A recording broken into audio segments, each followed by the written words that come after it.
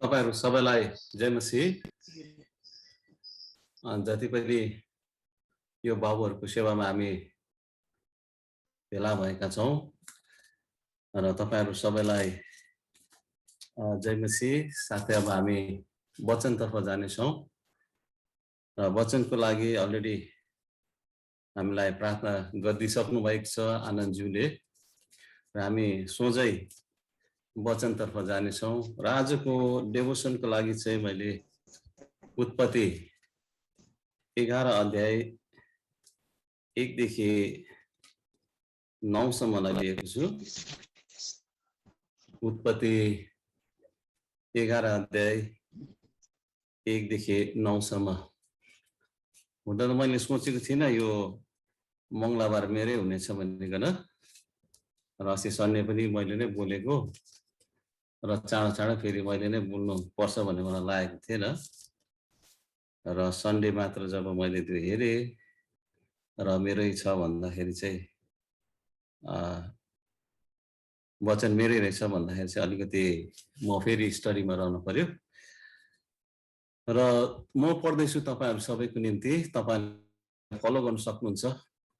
उत्पत्ति 11 अध्यायको 1 देखि 9 सम्म। यसको शीर्षकै छ बाबेलको धरहरा। त्यसबेला जम्मै पृथ्वीमा एउटै भाषा र एकै खालको बोली थिए।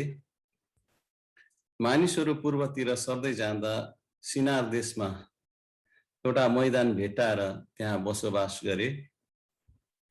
तिनीले आपसमा भने, लौ हामीहरू इट बनाएर पोलौं। ढुङ्गाको सट्टा इट र हिलोको सट्टा अलकत्रा तिनीहरूले प्रयोग गरे। तब तिनीहरूले भने, लौ हामी आफ्नो निम्ति एउटा शहर र स्वर्गसम्म पुग्ने एउटा धरहरा बनाऊ अनि आफ्नो नाउँ राखौं र हामी पृथ्वीभरि जताततै नछरियौं। मानिसहरूका सन्तानले बनाइरहेका शहर र धरहरा हेर्नलाई परमप्रभु तल ओर्लनु भयो।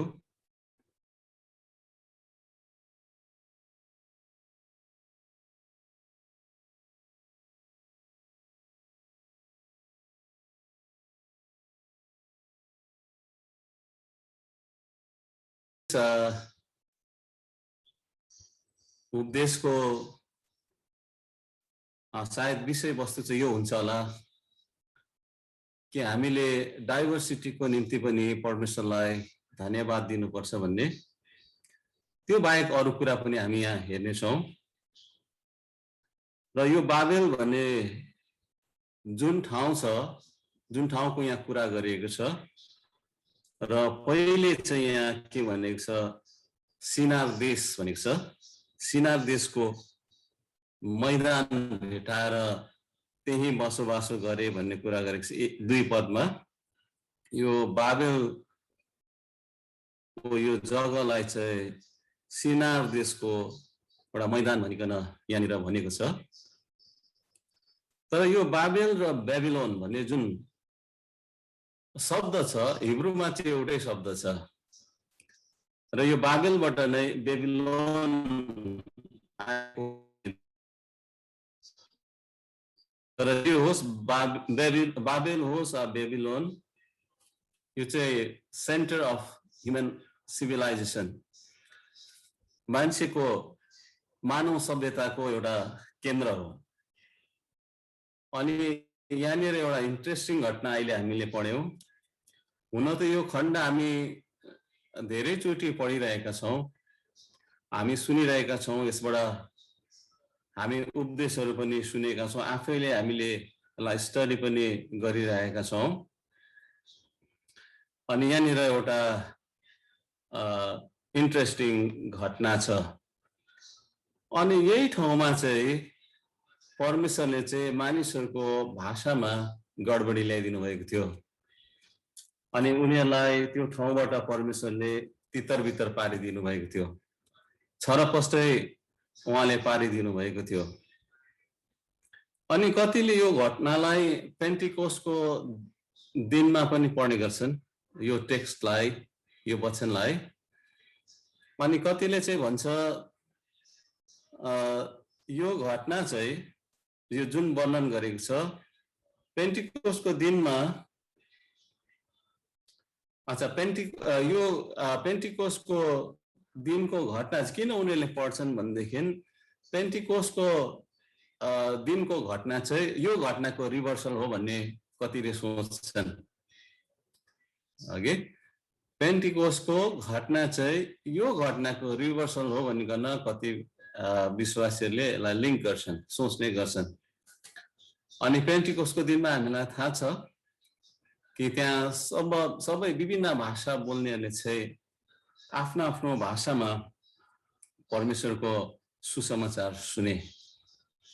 अनि यसरी उनीहरूले यसलाई पेन्टिकोस्टको घटनासँग पनि जोड्ने गर्छन्। अनि अब यहाँनिर एक पदमा यसरी लेखेको छ त्यस समय त्यस बेला चाहिँ जम्मै पृथ्वीमा एउटै भाषा र एकै खालको बोली थिए भनेर एक पदमै लेखेको छ, वर्णन गरेको छ। त्यो समयमा एउटै खालके भाषा र एउटै खालके बोली थियो। हुन पनि अब नोहको जल प्रलयपछि सबै नोहको सन्तानहरू थिए यिनीहरू, र जाति पनि एउटै जाति, एउटै भाषा, एउटै बोली। किनभने उनीहरू नोहको सन्तान, एउटै जातिको सन्तान, एउटै व्यक्तिको सन्तान, र एउटै भाषा र एउटै बोली, एउटै जाति हुनु भनेको कुरा चाहिँ यो आफैमा कुनै इभल भन्ने कुरा छैन, खराब भन्ने कुरा छैन। इनफ्याक्ट वास्तवमा हेर्नु हो भनेदेखि भाषा संस्कृतिले चाहिँ मान्छेलाई जोड्छ। खासमा अहिले मान्छेको संसारको कोसिसै यो छ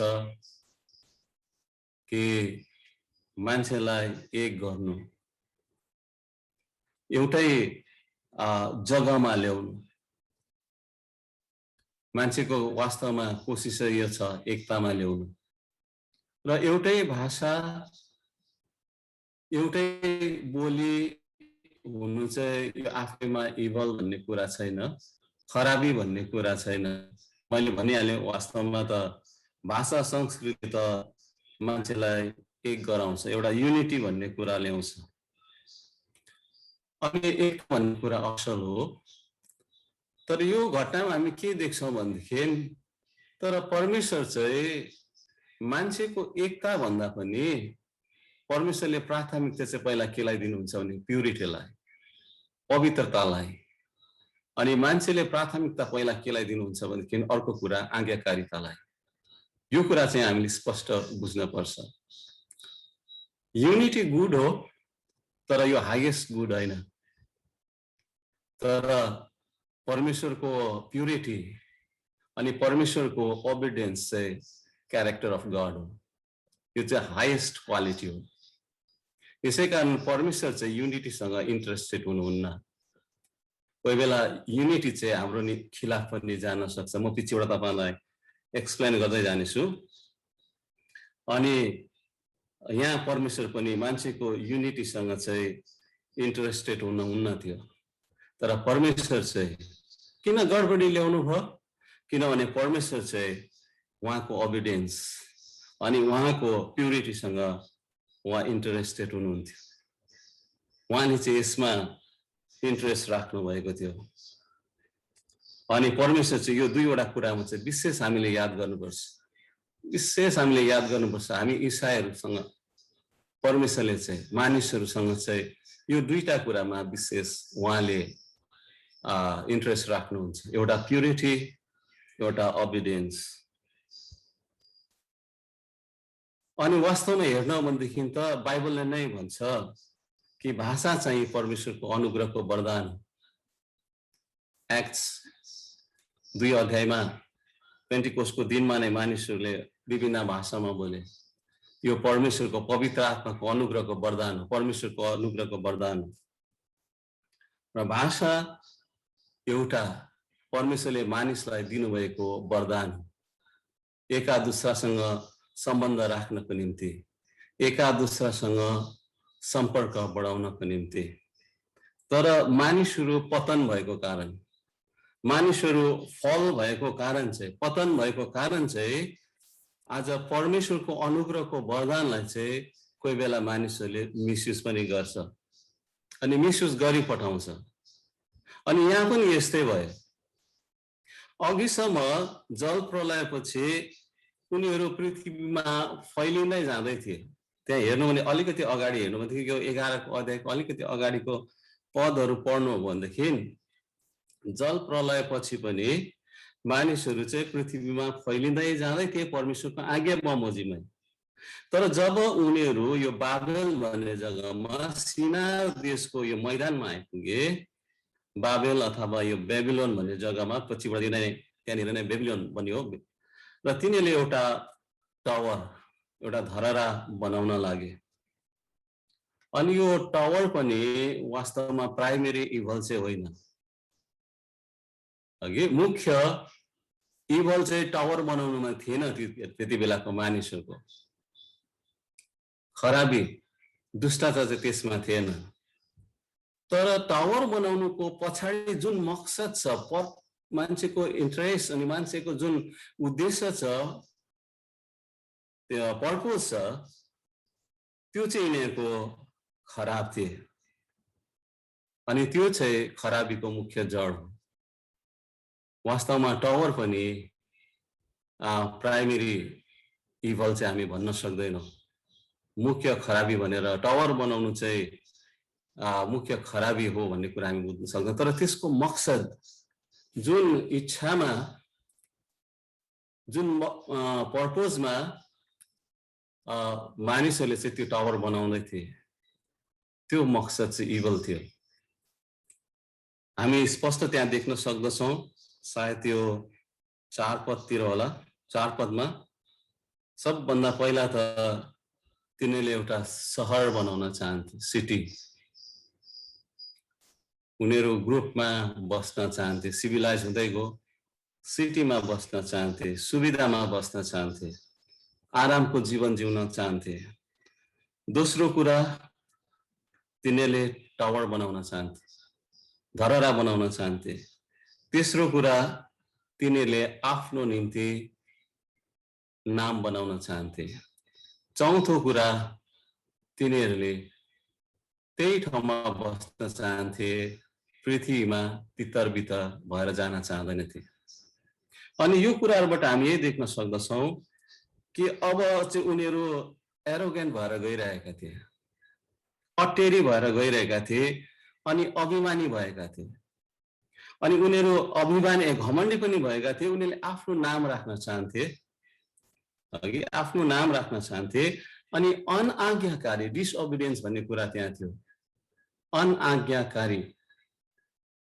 किनभने तपाईले अगाडि हेर्नु भनेदेखि 9:7 मा होला, जल प्रलय पछि परमेश्वरले फेरि नोहलाई अनि नोहको सन्तानलाई यही आज्ञा दिएका थिए, पृथ्वीमा फैलिँदै जाऊ, अधिकार गर्दै जाऊ, बढ्दै जाऊ भनिकन।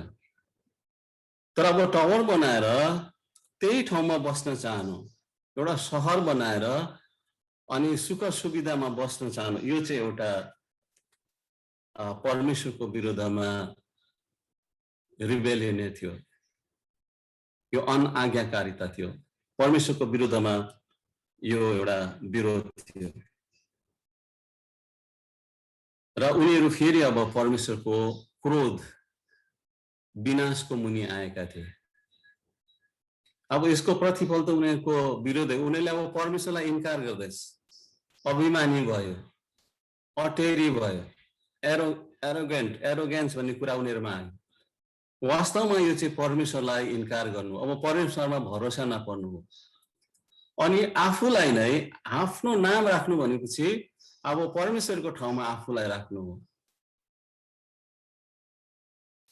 अनि उनीहरू यसरी अब परमेश्वरको क्रोधमा फेरि आइरहेका थिए र परमेश्वरको क्रोध, विनाशको मुनि आइरहेका थिए। अब परमेश्वरले भर्खरै मात्र त यही कारण मानिसको सारा रेसलाई खत्तम गर्नुभएको थियो जल प्रलयले। अब फेरि यो सारा मानिसलाई मार्नु विनाश गर्नु अब यिनीहरू त एकताको सूत्रमा बाँधिएर त परमेश्वरको विरोधमा गइरहेका थिए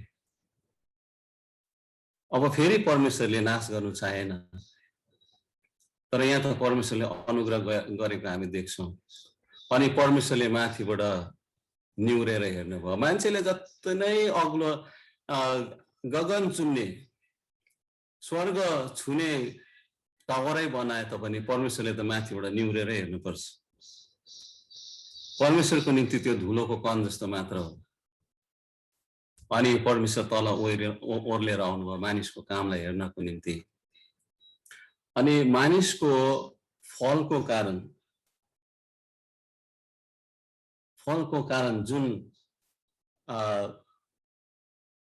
जुन यो नेचर छ फलन नेचरको जुन एउटा शक्ति छ मान्छेको त्यसलाई चेक गर्नको निम्ति परमेश्वरले त्यो भाषामा गडबडी ल्याइदिनु भयो फलन नेचरको जुन शक्ति जो चाहिँ मान्छेले परमेश्वरको विरुद्धमा यहाँ चलाइरहेको छ अनि यहाँ भन्दछ यिनीहरूले यहाँ यसो गरे भनेदेखि त यिनीहरूले त जे पनि गर्न सक्छ मेरो एगेन्स्टमा मेरो विरुद्धमा जे पनि गर्न सक्छ फलन नेचरको जुन शक्तिलाई परमेश्वरले देखे अन्त यिनीहरूले त अब जे पनि गर्न सक्छ यिनीहरू त आफै विनाश हुँदैछ तर यसले मेरो विरुद्धमा यसले जे पनि गर्न सक्छ अनि परमेश्वरले उनीहरूको एकतामा अनेकता ल्याइदिनु भयो उनीहरूको भाषामा गडबडी ल्याइदिनु भयो अनि तल ओर्लेर आएर उनीहरूको बीचमा खलबली अनेकता अनि डाइभर्सिटी भन्ने कुरा उहाँले ल्याइदिनु भयो अनि मानिसहरूलाई तितर बितर पारिदिनु भयो वास्तवमा परमेश्वरले के गरिरहनु भएको थियो मानिसहरूलाई आउनेवाला परमेश्वरको क्रोध र विनाशदेखि बचाइरहनु भएको थियो त्यहाँ त परमेश्वरको अनुग्रहको हामी देख्छौं It was actually a blessing from God to mankind.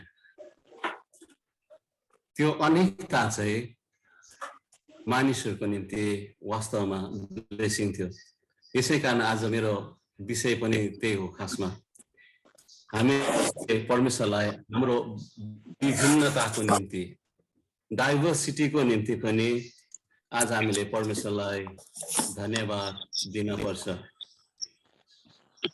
आज तपाईहरुले क्रिश्चियन जगतमा पनि हेर्नुहोस् एकतामा भन्दा अनेकतामा डाइभर्सिटीमा यदि हामी ग्रेटर भ्यूमा हेर्यौं भनेदेखि चौडा भ्यूमा दृष्टिकोणमा हेर्यौं भनेदेखि परमेश्वरले आफ्नो ज्यादा उद्देश्य पूरा गर्नुभएको छ आफ्नो ज्यादा पर्पस पूरा गर्नुभएको छ यहाँ पनि बाबेलको जग्गामा धरहरा यहाँ पनि परमेश्वरले डाइभर्सिटी ल्याइदिनु भयो आफ्नो पर्पस पूरा गर्नको निम्ति यी सबै मानिसहरूलाई फेरि आफूमा खिच्नको निम्ति अनि आज ईसाई जगतमा पनि परमेश्वरले यो काम गर्नु भइरहेको छ एक्जाम्पल थुप्रै छ अब हेर्नुहोस् नागाल्यान्डमा ब्याप्टिस्ट भाइहरू छ तपाईले हेर्नु भनेदेखि छोटा नागपुर प्लेटुमा इन्डियन हिस्ट्रीमा मिशन हिस्ट्री हेर्नु भनेदेखि लुथेरन भाइहरू त्यहाँनिर छ उनीहरू त्यहाँ गए एङ्ग्लिकन भाइहरू गए इङ्ल्यान्डबाट यता कलकत्तामा हामी देख्छौं ब्याप्टिस्ट भाइहरू विलियम क्यारी आए ब्याप्टिस्टहरू आए नर्थ इन्डियामा हेर्यौं भनेदेखि मेथोडिस्टहरू छ प्रेस्बिटेरियनहरू छ कोल्हापुरतिर हामी हेर्यौं भनेदेखि थुप्रो अमेरिकन प्रेस्बिटेरियनहरू पाउँछौं हामी अनि पन्जाबतिर हेर्यौं भनेदेखि हामी अमेरिकन प्रेस्बिटेरियनहरू नै पाउँछौं हामी यता हिलमा हेर्यौं भनेदेखि हाम्रो दार्जिलिङ क्षेत्र यता हेर्यौं भनेदेखि हामी स्कटिस प्रेस्बिटेरियनहरू हामी पाउँछौं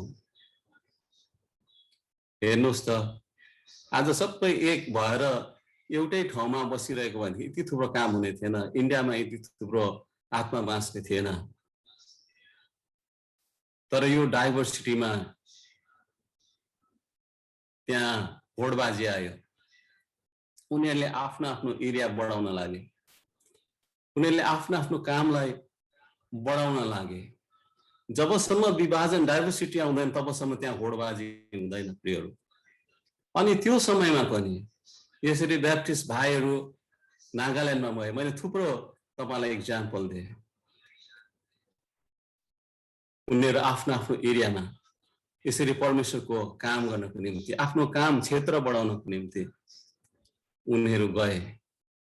अनि वास्तवमा यो होडबाजीमा, यो काममा, यो डाइभर्सिटीमा आज परमेश्वरले ठुलो काम गर्नुभएको छ। अनि आज धेरै मानिसहरू परमेश्वरले यसरी उहाँमा खिच्नु भएको छ, उहाँमा ल्याउनु भएको छ।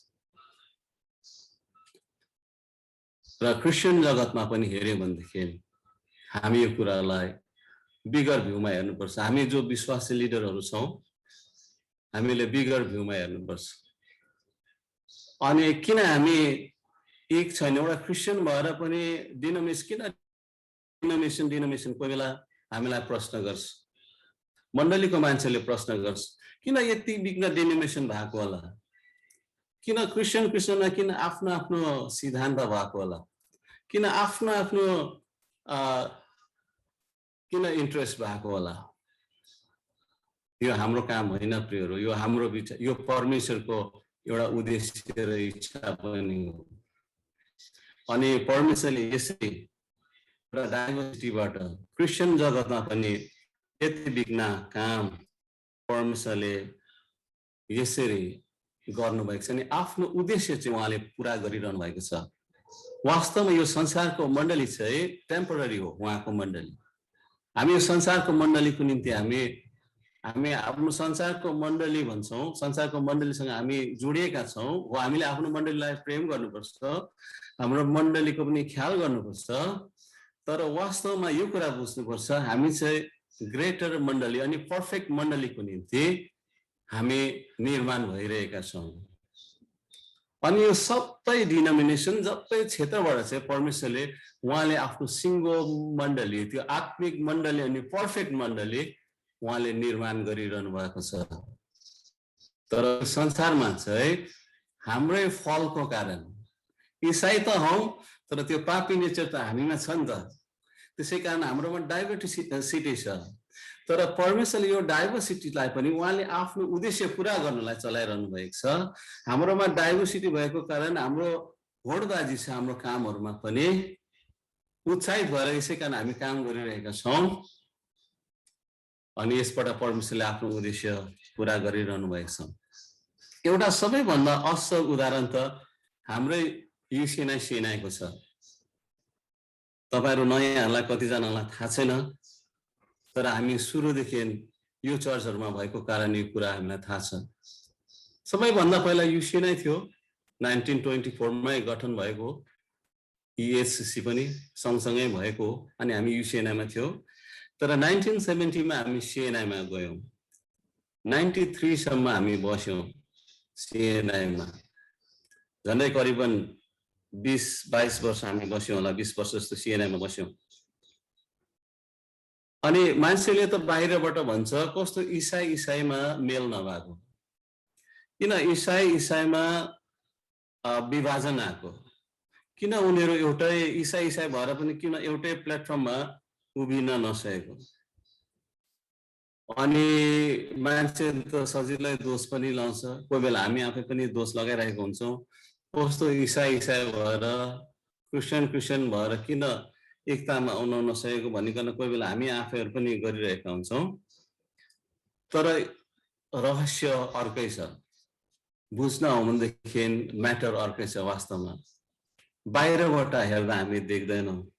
अनि अहिले चर्चहरुमा हुन त पहिलादेखि नै थियो, हामी सिएनआईमा हुँदादेखि नै यो मुभमेन्ट थियो। के भनौँ भनेदेखि यसलाई इक्युमेनिजम मुभमेन्ट भनिन्छ। यो पहिल्यैदेखि चलिरहेको थियो, अहिले पनि चलिरहेको छ। यसले चाहिँ के प्रमोट गर्छ भनेदेखि बेटर कोअपरेसन अनि बेटर अन्डरस्ट्यान्डिङ अनि युनिटीलाई प्रमोट गर्छ। अनि यो हुन त पहिलादेखिकै मुभमेन्ट हो, हामी सिएनआई हुँदादेखि नै यो मुभमेन्ट थियो। त्यसै कारण प्रियहरू हामी WCC भन्छौँ, NCC भन्छौँ, यो संस्थाहरू गठन भएको। उनीहरूको उद्देश्य नराम्रो होइन प्रियहरू, संसारभरिको सबै डिनोमिनेसन सबै चर्चहरूलाई एक गर्नको निम्ति हो, एकतामा ल्याउनको निम्ति, एउटा प्लेटफर्ममा ल्याउनको निम्ति हो। यो एनसीसीमै छ भनेको कारण मैले पोहोर परादेखि कोसिस गरेको आरपीएफमा रिफर्म प्रेस्बिटेरियन यो चर्च आरपीएफको यो उसमा जोइन गर्न खोजेको, किनभने त्यसमा जोइन गर्यो भने चाहिँ हाम्रो पढ्नेहरूले उयो पाउँछ भनिकन, स्पोन्सर अलिकति हामीलाई हल्का हुन्छ भनिकन, किनभने पिटिएस त्यसमा छ। तर हामीलाई उनीहरूले त्यसमा मेम्बरसिप दिन हिचकिचायो। अनि मैले लास्टमा सोद्धाखेरि किन वाइ भनेर सोद्धाखेरि चाहिँ उनीहरूले यो कसैले हाम्रै जग्गाबाट अब हेर्नुहोस् है, होडबाजी भन्ने हुन्छै हुन्छ चर्चहरूमा, संस्थामा कुन चाहिँ एउटा संस्थाले हाम्रो चाहिँ WCCसँग NCCसँग ताल्लुक छ भन्दैको रहेछ, त्यो कारण उनीहरूले हामीलाई लिनु नमानिरहेको रहेछ। तर मैले स्पष्टसँगले भन्दै त्यही कारण WCC र NCCमा CNIमा गएको कारणै हामीले त्यहाँबाट निस्किएका हौँ। हामी जान्दछौँ तपाईहरुलाई कसले यो इन्फर्मेसन दियो भनेर उहाँले भन्नु चाहनु भएन, तर मैले पछिबाट थाहा गरे कतिजना हाम्रै यताका अरू चर्चका, हाम्रै चर्चको होइन अर्को चर्चको हगि, र त्यो रिपोर्ट दिएको रहेछ। बल्ल बल्ल अहिले हाम्रो एसेट भएको छ, तर केही छैन, हामी एउटा इन्डिपेन्डेन्ट बडी हौ, हामी आफै पनि स्ट्यान्ड गर्न सक्छौँ। तर पनि एउटा सहुलियतको निम्ति मैले त्यहाँ जोइन गर्न खोजेको थिएँ। र WCC र NCC अनि CNIले WCCमा जोइन गर्नु पनि मकसद नराम्रो होइन। CNIले पनि वास्तवमा नर्थ इन्डियाको सबै चर्चहरूलाई एउटा प्लेटफर्ममा ल्याउन चाहेको, सबै डिनोमिनेसनहरूलाई, एङ्ग्लिकन, लुथेरन, प्रेस्बिटेरियन, जो ब्याप्टिस्ट जो जोइन गर्छ सबैलाई एउटै प्लेटफर्ममा ल्याउने कोसिस गरेको। अनि CNIले चाहिँ तर अरू धर्मकोहरूलाई पनि, धर्महरूसँग पनि एउटा मिलापमा बस्न खोजेको। त्यसै कारण CNIको चल्तीमा चाहिँ के आउनु थाल्यो, सिन्दुर पोते चलायो भने पनि हुन्छ, केही हुँदैन। अनि यर्दन जस्तो पवित्र नदीहरू चाहिँ हाम्रो देशमा पनि छ, गङ्गा जमुना। अनि गङ्गा जमुनाको पानीले पनि हाम्रो पाप शुद्ध हुन सक्दछ। अनि त्यसको हामीले विरोध गरेको वास्तवमा हाम्रो प्रोपर्टीको लडाई होइन। एक्चुअलीमा के अरे बिशपले व्यभिचारमा फस्यो भनेर पनि होइन, तर हाम्रो पहिल्यैदेखिको सङ्घर्ष चाहिँ यो थियो कि सिन्दुर पोते, CNIमा सिन्दुर पोते सुरु भइसकेको थियो। अनि गङ्गा जमुनाको पानीले पाप शुद्ध हुन्छ भन्ने कुरा भयो। हामीले प्रोटेस्ट गर्दाखेरि तपाईले चलाए पनि हुन्छ नचलाए पनि हुन्छ भन्ने प्रकारले गरे, तर उनीहरूको आइसकेको थियो यो सबै कुरा। अनि त्यसै कारणले गर्दा चाहिँ हामी त्यहाँबाट अलग भएका हौँ। किनभने परमेश्वर चाहिँ मैले अघि फर्स्टमै भने एकतामा इन्ट्रेस्ट राख्नुहुन्न। एकता असल हो, तर एकताको निम्ति हामीले हाम्रो प्युरिटी र हाम्रो ओबिडियन्सलाई सेक्रिफाइस गर्नु हुँदैन, कुरा यो हो। र अहिले पनि थुप्रै चर्चहरू एउटै प्लेटफर्ममा आउन नसकेको कारण चाहिँ यो हो। तर हामीले यो डाइभर्सिटीको निम्ति परमेश्वरलाई धन्यवाद दिनुपर्छ। यो डाइभर्सिटीको कारण पनि आज हाम्रोमा धेरै काम भइरहेको छ। र हामीले पनि हाम्रो युनिटीलाई, एकतालाई, यो प्युरिटी र ओबिडियन्सलाई सेक्रिफाइस गर्न चाहेनौँ। त्यसै कारण हामी EACC UCNI भयो, फेरि छुटेर आयौँ 93 मा, र फेरि हामीले सुरु गर्यौँ। अनि परमेश्वरको आशिष यो होइन कि CNIमा काम भएन भन्ने कुरा होइन। हुन त 93 सम्म CNIमा हुँदाखेरि हाम्रो कामहरू, प्रचारको कामहरू, चर्च बनिने कामहरू स्ट्याग्नेन्ट थियो, बढेर गएको थिएन अघि। तर यो होइन कि CNIमा यो पछि बढेन, उनीहरूको पनि बढ्यो। तर जुन प्रकारले UCNI बढेर गयो, डबल ट्रिपल भयो 117-19 कति चर्च छ हाउस फेलोशिप त्यति नै छ हगि यो चाहिँ एउटा इक्जाम्पल हो किनभने जब हामी परमेश्वरको प्युरिटी अनि जब परमेश्वरको ओबिडियन्सलाई फलो गर्छौं एकता भन्ने कुरा परमेश्वरले आफै दिनुहुन्छ कुरा चाहिँ यो एकता इम्पोर्टेन्ट छ but not so important like purity and obedience.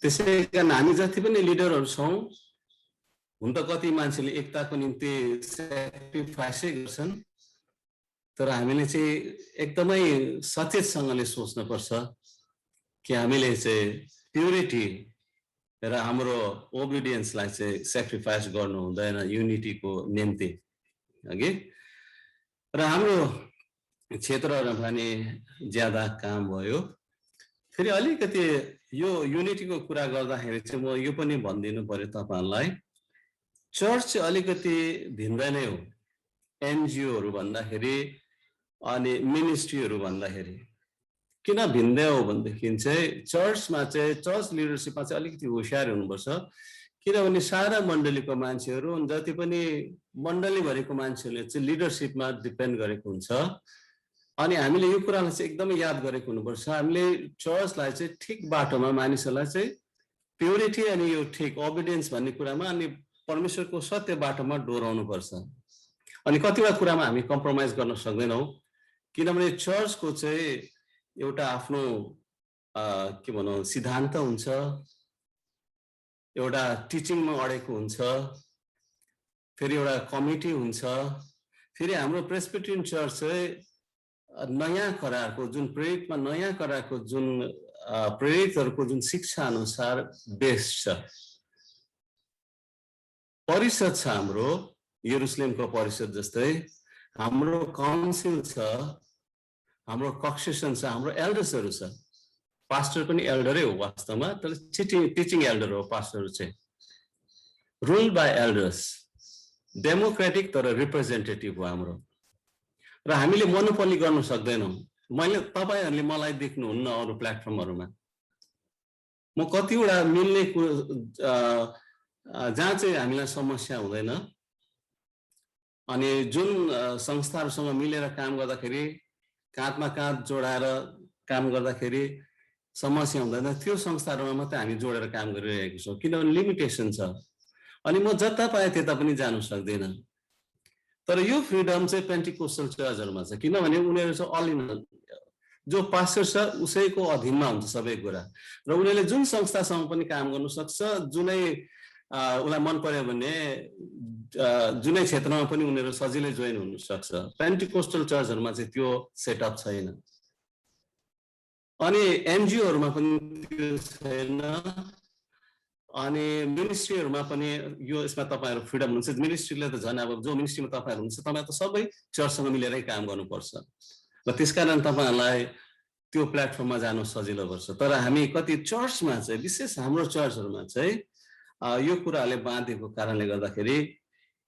हामी कतिवटा कुरामा ध्यान राखेरै गर्नुपर्छ किनभने हामीले क्वेशन गर्यो भने फेरि कमिटीमा राख्नुपर्छ किनभने हामी वान म्यान शो होइन अब म मोडरेटर हो तर म मोडरेटर भएर सबै कुरामा पास गर्न सक्दिन सबै कुरा मैले त्यहाँनिर डिक्टेटरशिप गर्न सक्दिन किनभने बाइबल अनुसार we are ruled by elders committee हाम्रो परिषद छ सबैको सरसल्लाह हुनुपर्छ अनि परमेश्वरमा राखेर परमेश्वरको अगुवाईमा अनि विशेष हामी परमेश्वरको वचनलाई अघि राखेर परमेश्वरको वचन अनुसार छ कि छैन अघि र त्यसले गर्दा हाम्रोमा चाहिँ अलिकति कोही बेला ढिलाइ पनि हुन्छ तर त्यो नराम्रो छैन तर मण्डलीकै फाइदाको निम्ति हो र हाम्रो चर्चलाई त्यो त्यति साह्रो फ्रीडम छैन किनभने हाम्रो आफ्नै ब्लू बुक छ अनुशासन छ कन्स्टिट्युसन छ अनि परिषद छ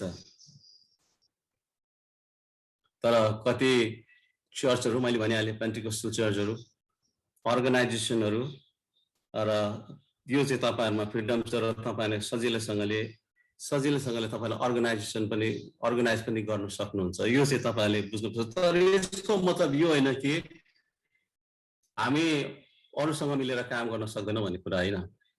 अब हाम्रो मण्डलीमा थुप्रै छ, प्रसन्न छ, हाम्रो जोसो दाजुहरू हुनुहुन्छ, थुप्रै अर्गनाइजेसनहरूमा हुनुहुन्छ, अनि त्यो नै हाम्रो पार्टिसिपेसन हो। अनि मलाई खुसी लाग्छ तपाईहरु थुप्रो अर्गनाइजेसन युसीएफसँग म डाइरेक्टली छुइनँ, तर तपाईहरुकोद्वारा म कनेक्टेड छु, काम गरिरहनु भएको छ। अनि जुन राम्रो काम छ त्यसमा हामी बाधा दिदैनौँ। तर अब फेरि त्यहाँनिर अबिडियन्स र डिसअबिडियन्सको कुरा के अरे अबिडियन्स अनि प्युरिटीको कुरा आउँदैछ भनेदेखि चाहिँ फेरि हामी होशियार, हामीलाई हस्तक्षेप गर्न कर लाग्छ। र उ चाहिँ अहिले एनएमआईसँग सहमति त्यही भइरहेको छ।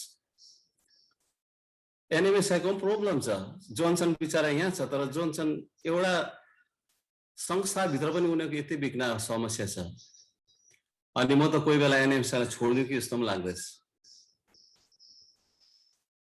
अघि अब त्यो पनि हामी गर्न सकेका छैनौँ, तर यस्तो कतिवटा कुराहरू हुन्छ। तर हामी लिडरहरू भएर चाहिँ मैले आज तपाईलाई बताउन चाहेको छ, हामी बाबुहरू रेस्पोन्सिबल भएको कुराहरू चाहिँ यो कुरालाई चाहिँ हामीले राम्ररी बुझेको हुनुपर्छ।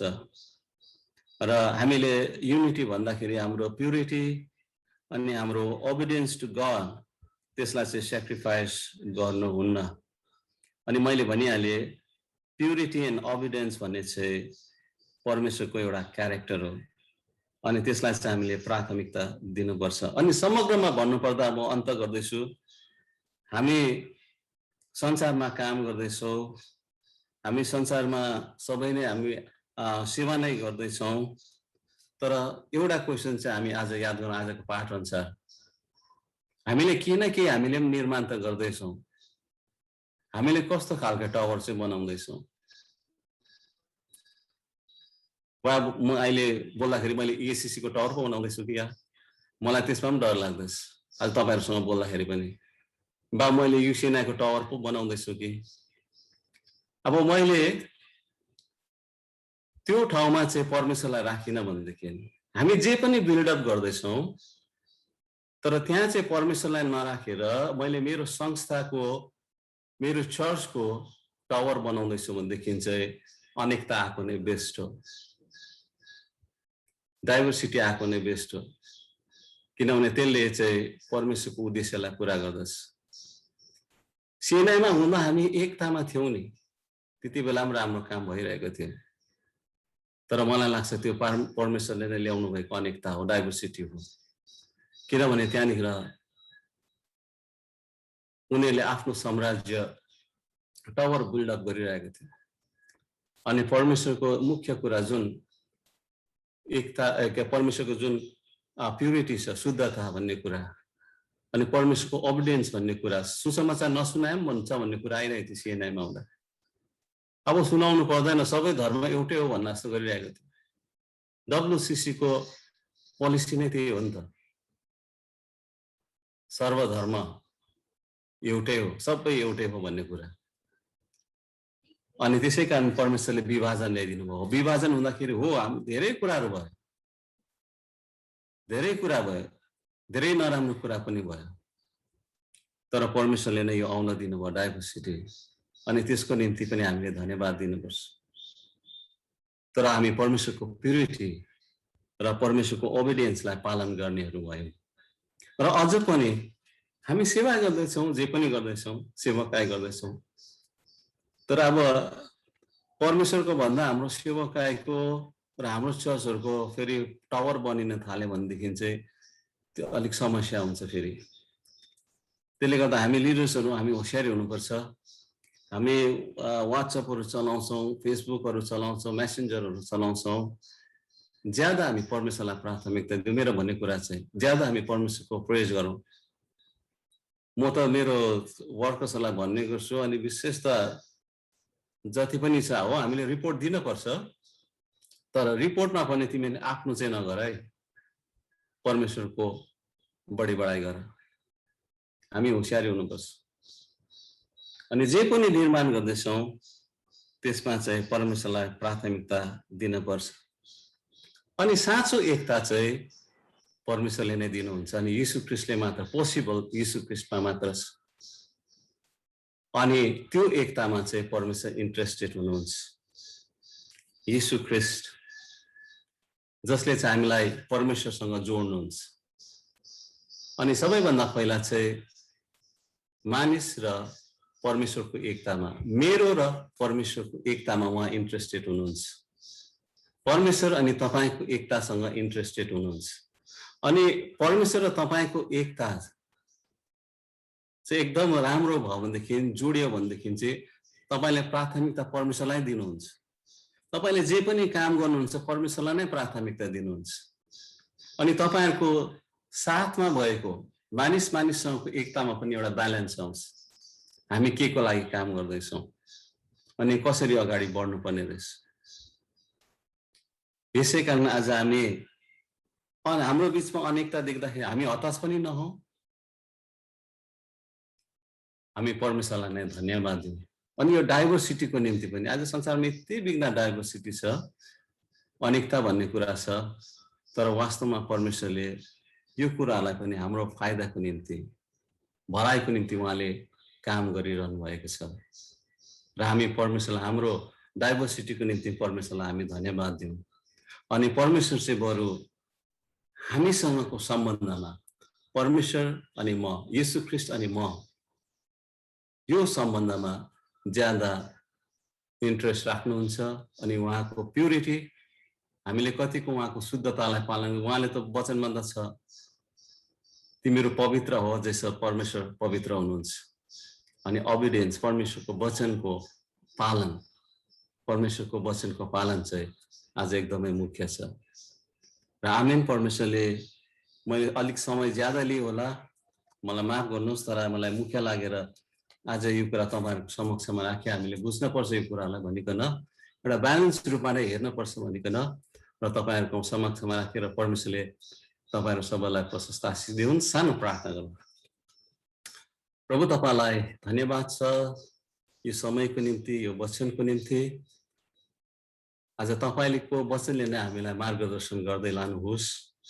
तपाईको वचनले नै हामीलाई परिपक्व बनाउँदै लानुहोस्। तपाईले नै हामीलाई प्रकाश, तपाईको वचनमा दर्शन दिँदै लानुहोस् र तपाईको महिमाको निम्ति प्रभु हामीलाई चलाउनुहोस्। साँच्चै नै प्रभु, तपाईले वास्तवमा कुन कुराको चाहिँ ज्यादा ख्याल राख्नुहुन्छ त्यो कुरालाई प्राथमिकता दिन हामीलाई सिकाउनुहोस् र तपाईमा समर्पित भएर सबै काम गर्नमा, तपाईको निर्देशनमा, तपाईको समशक्तिमा सबै काम गर्दै जानमा तपाईले हामी सबैलाई सहायता गर्नुहोस्। बिन्ती प्रार्थना माग्दछौँ येशू ख्रीष्टको नाममा, आमेन।